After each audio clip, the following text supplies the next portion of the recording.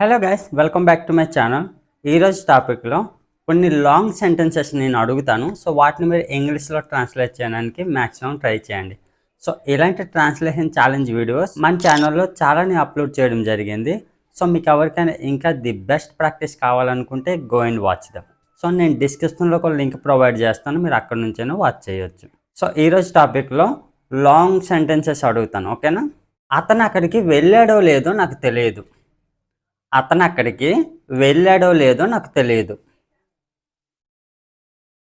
దీన్ని ఎలా చెప్పొచ్చు అంటే, I don't know whether he went there or not.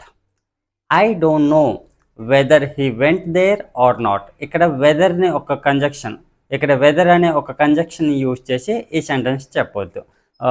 ఇంకొక సెంటెన్స్ అడుగుతాను చూడండి. అతను ఇంగ్లీష్ నేర్చుకున్నాడో లేదో నాకు తెలియదు.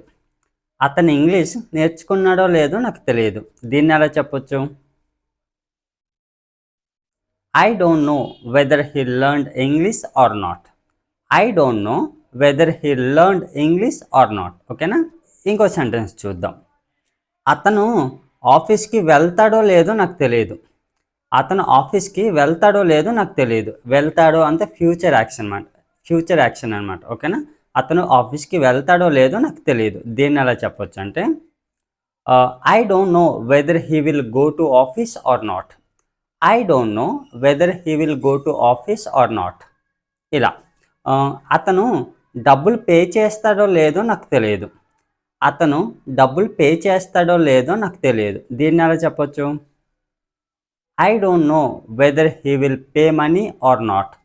I don't know whether he will pay money are not. So ఇలా. సో వెదర్ని యూజ్ చేసి ఇలాంటి సెంటెన్స్ అనేవి చెప్పవచ్చు. సో నెక్స్ట్ సెంటెన్స్ చూద్దాం. వాస్తవానికి అతను అక్కడికి వెళ్ళాడో లేదో నాకు తెలియదు. వాస్తవానికి అతను అక్కడికి వెళ్ళాడో లేదో నాకు తెలియదు. ఇక్కడ వాస్తవానికి అంటే ఏంటి? ఇన్ఫ్యాక్ట్. వాస్తవానికి ఆర్ నిజానికి. ఇన్ఫ్యాక్ట్ అనే ఒక మీనింగ్ ఏంటి? వాస్తవానికి ఆర్ నిజానికి. వాస్తవానికి అతను అక్కడికి వెళ్ళాడో లేదో నాకు తెలియదు. దీన్ని ఎలా చెప్పొచ్చు? In fact I don't know whether he went there or not. In fact I don't know whether he went there or not అంటే వాస్తవానికి అతను అక్కడికి వెళ్ళాడో లేదో నాకు తెలియదు అని. ఓకేనా? నువ్వు ఇంగ్లీష్ నేర్చుకోకపోతే ఎలా ఇంగ్లీష్లో మాట్లాడగలవు? నువ్వు ఇప్పుడు ఇంగ్లీష్ నేర్చుకోకపోతే నువ్వు ఇంగ్లీష్లో ఎలా మాట్లాడగలవు? ఇలా కూడా అంటుంటాం కదా. సో దీన్ని ఎలా చెప్పొచ్చు? If you don't learn English, how can you speak English? If you don't learn English, how can you speak English అంటే మీరు ఇప్పుడు ఇంగ్లీష్ నేర్చుకోకపోతే మీరు ఇంగ్లీష్లో ఎలా మాట్లాడగలరు? ఓకేనా? సో ఇలాంటి మీనింగ్లో వస్తుంది. మీరు 2 నెలల్లో ఇంగ్లీష్ నేర్చుకోవాలి. ఓకేనా? మీరు 2 నెలల్లో ఇంగ్లీష్ నేర్చుకోవాలి. దీన్ని ఎలా చెప్పొచ్చు? గెస్ చేయండి.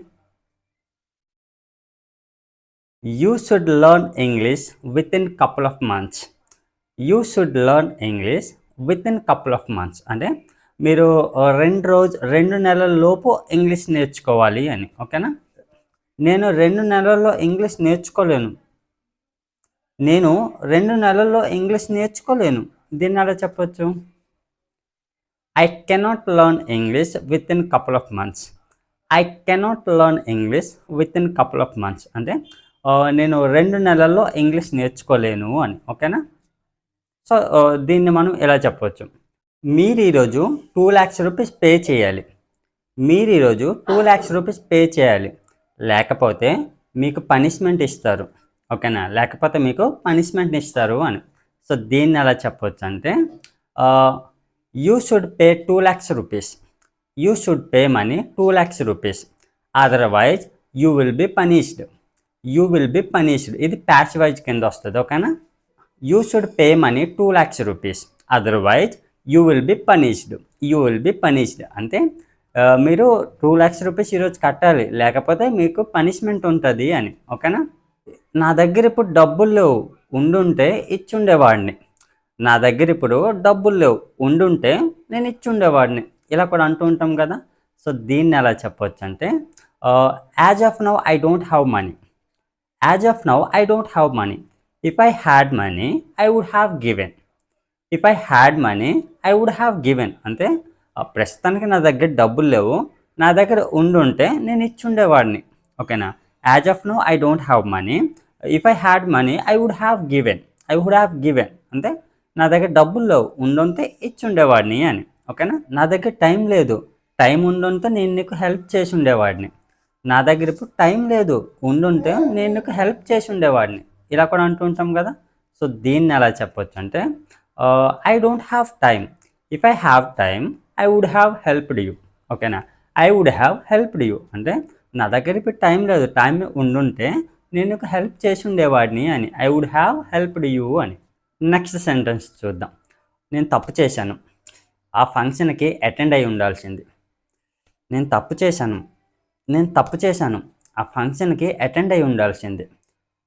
దీన్ని ఎలా చెప్పొచ్చు అంటే I did a mistake, I should have attended to the function అంటే నేను తప్పు చేశాను, ఆ ఫంక్షన్కి అటెండ్ అయి ఉండాల్సింది. నేను తప్పు చేశాను, ఆ ఫంక్షన్కి అటెండ్ అయి ఉండాల్సింది. ఇలా ఈ మీనింగ్లో వస్తుంది అనమాట. సో నెక్స్ట్ సెంటెన్స్ చూద్దాం. నా దగ్గర డబ్బులు ఉండుంటే నేను కొత్త మొబైల్ తీసుకుని ఉండేవాడిని. ఓకేనా. నా దగ్గర డబ్బులు ఉండుంటే నేను కొత్త మొబైల్ తీసుకొని ఉండేవాడిని. దీన్ని ఎలా చెప్పొచ్చు? If I had money I would have taken new mobile. If I had money I would have taken new mobile అంటే నా దగ్గర డబ్బులు ఉండుంటే నేను కొత్త మొబైల్ తీసుకొని ఉండేవాడిని. ఓకేనా. ఆర్ కొని ఉండేవాడిని అంటే బాట్. ఓకేనా. తీసుకుని ఉండేవాడిని అంటే టేకెన్. సో దీన్ని మనం ఇంగ్లీష్లో ఈ రకంగా చెప్పవచ్చు. నేను 2 సంవత్సరాల్లో ఈ ప్రాజెక్ట్ని పూర్తి చేస్తాను. దీన్ని ఎలా ఇంగ్లీష్లో చెప్పొచ్చు?